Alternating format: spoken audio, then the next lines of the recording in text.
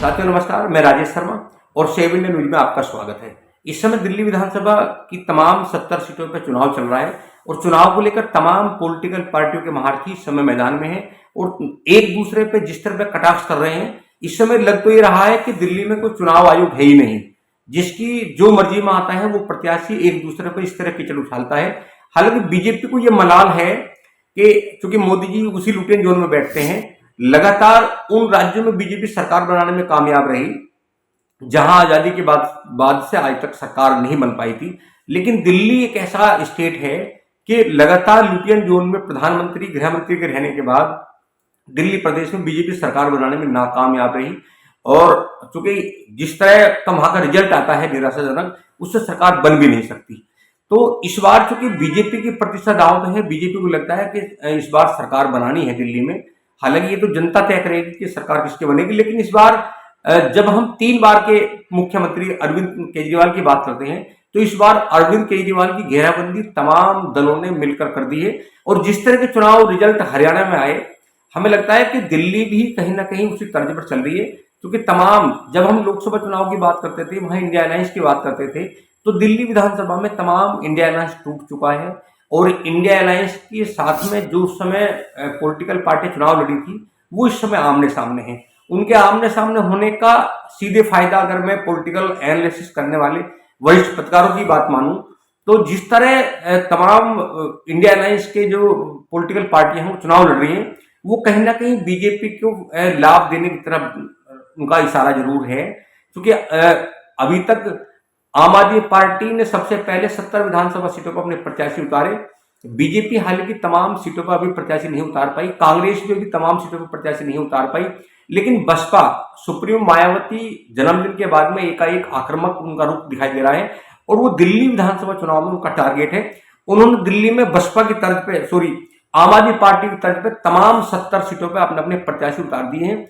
तो मैं एक बार बताना चाहूंगा कि जिस तरह घेराबंदी का काम किया है, बसपा सुप्रीमो और कांग्रेस और आजाद समाज पार्टी के चुनाव लड़ने से लाभ बीजेपी को होगा या आम आदमी पार्टी को होगा, ये तो आने वाला वक्त बताएगा। लेकिन ऐसा लगता है कि जो वोट बैंक, जिस वोट बैंक को लेकर लगातार आम आदमी पार्टी नंबर 1 पार्टी दिल्ली में रही, कहीं ना कहीं उस वोट बैंक पर इस बार आजाद समाज पार्टी और बसपा ने सेंधमारी करने का प्रयास किया है। मैं एक बार बताऊंगा कि किस किस विधानसभा से बसपा ने प्रत्याशी उतारे हैं और बसपा कहीं किसी विधानसभा में गुर्जर कार्ड खेल रही है, कहीं दलित कार्ड खेल रही है, कहीं स्वर्ण कार्ड खेल रही है, कहीं सिख कार्ड खेल रही है।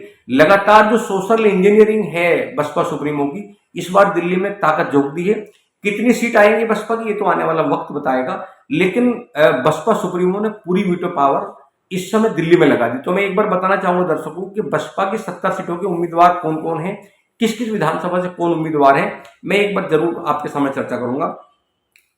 क्योंकि बसपा का जो ये वोटर है, इस वोटर का कहीं ना कहीं वोट अभी तक अरविंद केजरीवाल को दिल्ली में मिलता आया है, जिस वजह से 3 बार अरविंद केजरीवाल दिल्ली में सरकार बनाने में कामयाब रहे। तो मैं एक बार बता दूं दिल्ली में तो नरेला विधानसभा से यहाँ वीरेंद्र खत्री को मैदान में उतारा है। एक बार मैं बताना चाहूंगा तमाम दर्शकों को, यहाँ नरेला के विधानसभा की बात करें तो यहाँ वीरेंद्र खत्री मैदान में है। बुराड़ी विधानसभा की बात करें तो यहाँ श्री गंगाराम मैदान में है। तिमारपुर से सुरेंद्र पाल जाटव हैं। आदर्श नगर से मोहम्मद अब्दुल जब्बार हैं। बादली से रविंद्र कुमार है। रिठाला से मोहम्मद नियाज खान है। बवाना तो सुरक्षित सीट है, यहाँ से हीरा लाल है। गुंडका सीट से सुमनलता शेरावत है। किराड़ी से जोगबीर सिंह है। सुल्तानपुर माजरा चूंकि सुरक्षित सीट है, यहाँ से एडवोकेट कुलवंत राणा है। नांगलोई से यहाँ मुकेश कुमार है। मंगोलपुरी जो सुरक्षित सीट है, यहाँ से मुकेश गौतम है। रोहिणी से इरशाद हर्षद चड्ढा है। शालीमार बाग से श्याम कुमार शर्मा है। शकूरबर्ती से विजय कुमार है। त्रिपुर से डॉक्टर पवन कुमार गर्ग हैं। वजीरपुर से हीरा लाल है। मॉडल टाउन से चुन्नी लाल है और सदर सीट है, यहाँ से शैल कुमारी है। इसके अलावा मैं बात करूं नेक्स्ट सीट की, तो चूंकि लगातार बसपा जिस तरह प्रत्याशी उतार रही है, इसका नुकसान कहीं ना कहीं लग रहा है। अगर पॉलिटिकल एनालिस्ट करने वालों की बात करूं तो इसका नुकसान कहीं ना कहीं आम आदमी पार्टी को होता दिखाई दे रहा है। चांदनी चौक से कालीचरण है। मटिया महल से तेजराम है।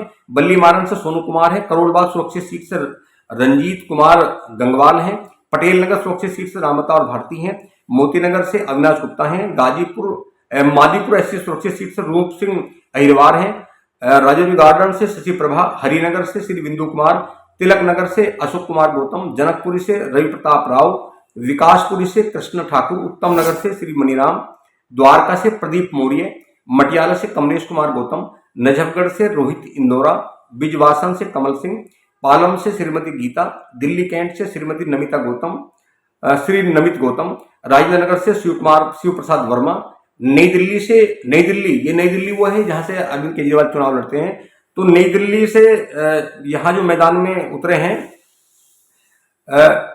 नई दिल्ली से यहाँ वीरेंद्र कुमार हैं, जंगपुरा से रविंद्र कुमार है। जंगपुरा वो सीट है जहां से दिल्ली के पूर्व डिप्टी मुख्यमंत्री मनीष सिसोदिया चुनाव लड़ रहे हैं।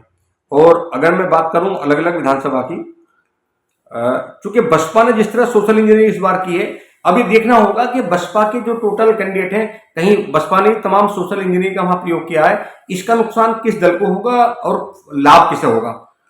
कस्तूरबा नगर से महेश कुमार है, मालवीय नगर से चरणजीत कौर हैं, आर के पुरम से सुनील कैन है, मेहरौली से योगेश्वर सिंह बिस्ट हैं, छतरपुर से ब्रजपाल एडवोकेट हैं, देवली सुरक्षित सीट है जहां से अस्मिता है, अंबेडकर नगर भी सुरक्षित सीट है जहां से सेवा दास को टिकट दिया है, संगम विहार से जाकी उल्ला है, ग्रेटर कैलाश से नीति चौधरी है, कालकाजी जो दिल्ली की मुख्यमंत्री जहां से रमेश विधोड़ी, अलका लांबा कांग्रेस से हैं और वर्तमान मुख्यमंत्री आतिशी भी यही चुनाव लड़ रही हैं कालकाजी सीट से। यहाँ से पीतम को प्रत्याशी बनाया बसपा ने।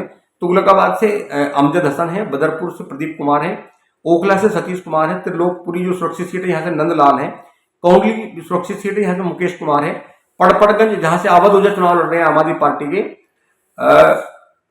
तो पड़पड़गंज से ओम शंकर पांडे यहाँ ब्राह्मण कार्ड खेला है अवध पांडे के सामने। तो और यहाँ ठाकुर प्रत्याशी हैं बीजेपी के, वो पहली बार जब 2020 का विधानसभा चुनाव हुआ था तो मनीष सिसोदिया बहुत कम अंतर से जीते थे मैदान में। बीजेपी ने पुनः उन्हीं प्रत्याशियों को फिर मैदान में उतारा है। लक्ष्मी नगर से वकार चौधरी है, विश्वास नगर से राजेश कुमार है, कृष्णनगर से अमर सिंह है, गांधीनगर से टीकाराज सिंह है, सादरा से धर्मेंद्र कुमार है, सीमापुरी सुरक्षित सीट है यहाँ से मनोज कुमार है, रोहतास नगर से अशोक कुमार को मैदान में उतारा है, सीलमपुर से दीपक कुमार है। इसके अलावा जो 4 सीट बची हैं, यहाँ घोंडा विधानसभा से सुंदर लोहिया को मैदान में उतारा है, गोकलपुर सुरक्षित सीट है, गोकलपुर से लाल सिंह को मैदान में उतारा है, मुस्तफाबाद से अशोक कुमार को मैदान में उतारा है और करावल नगर से देवेंद्र कुमार को मैदान में उतारा है। लक्ष्मण सिंह जो दिल्ली प्रदेश के बसपा के अध्यक्ष हैं, उनके द्वारा ये सूची जारी की गई है। अब देखना यह है क्योंकि ये जो बसपा का जो वोट बैंक है, ये कहीं ना कहीं अगर मैं 2013 से 2020 तक के विधानसभा चुनाव की बात करूं तो कहीं ना कहीं ये वोट बैंक आम आदमी पार्टी के खाते में जाता था। बीजेपी का जो अपना बेस वोट है, बीजेपी अगर ये वोट जो आम आदमी पार्टी को ये वोट मिलता था, मुस्लिम वोटर है, दलित वोटर है, अगर दलित वोटर में और मुस्लिम वोटर में आपस में डिवाइडेशन हुआ, ये बटे, कांग्रेस, बसपा, आजाद समाज पार्टी, इन सब में अलग अलग बटे, तो इसका नुकसान कहीं ना कहीं हमें लगता है जो बीजेपी का बेस वोट है, बीजेपी का जो बेस वोट है वो बीजेपी का सुरक्षित रहेगा, उसके पास में बीजेपी का डाइवर्ट नहीं होगा। तो ये जो आम आदमी पार्टी का वोट बैंक है, इसमें ध्रुवीकरण, अगर इसमें डिवाइडेशन हुआ तो इसका लाभ कहीं ना कहीं बीजेपी को मिल सकता है। अब चूंकि आजाद समाज पार्टी ने भी अपने प्रत्याशी उतारे हैं, इसके बारे में हम बातचीत करेंगे, क्योंकि आजाद समाज पार्टी ने कितने विधानसभा सीटों पर अपने प्रत्याशी उतारे हैं। तो चूंकि इस समय विधानसभा चुनाव पूरे चरम पे है, तमाम पॉलिटिकल पार्टियों के बड़े नेताओं की रैलियों का दौर इस समय दिल्ली में चल रहा है। अब देखना यह है कि 5 फरवरी को चुनाव है और 8 फरवरी को मतगणना है। 8 फरवरी को रिजल्ट आउट हो जाएगा, 8 फरवरी को तय हो जाएगा कि अगला दिल्ली का मुख्यमंत्री कौन होगा।